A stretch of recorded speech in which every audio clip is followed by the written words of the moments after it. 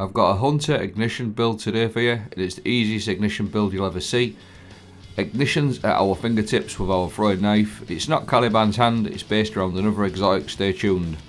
The build itself is all based around our weighted throwing knife. Throwing a knife that deals extra precision damages and causes scorched targets to ignite. So anything that is scorched you can ignite with this knife.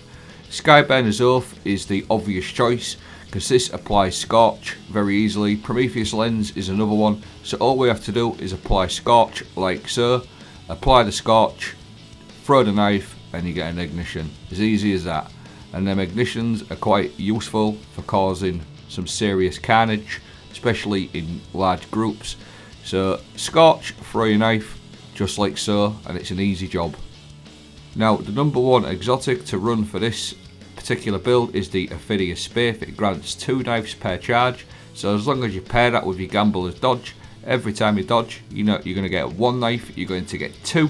Look at that, dodge, get 2 knives, so that's basically 2 ignitions at your fingertips, as long as you hit that target that is scorched.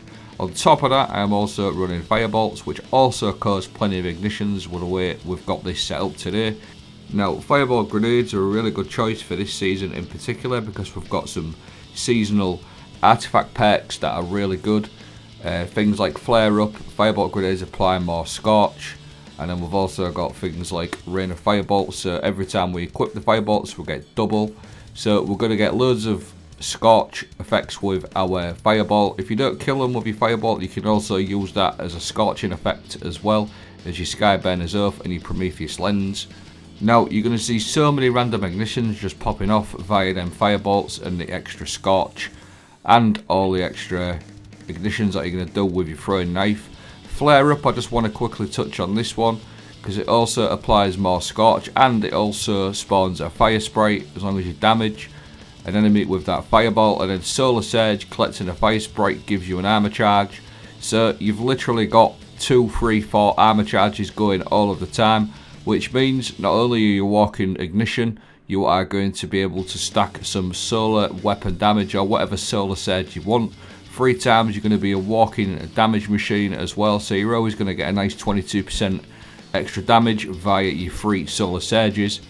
You're walking around doing loads of extra damage for single targets as well with your weapons. Now the 3 fragments you really need to run for this type of build, for any ignition build, is Ember of Ashes, Ember of Char, Ember of Eruption.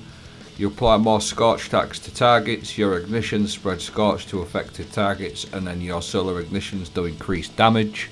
The other 2 fragments can be mixed and matched. I like Ember of Wonder because every time you cause an ignition you create an orb of power, and I also like to run Ember of Searing. Defeating scorch targets grants melee energy and creates a fire sprite, which adds to all our armour charges obviously, so you've literally got loads and loads of armour charges going all the time.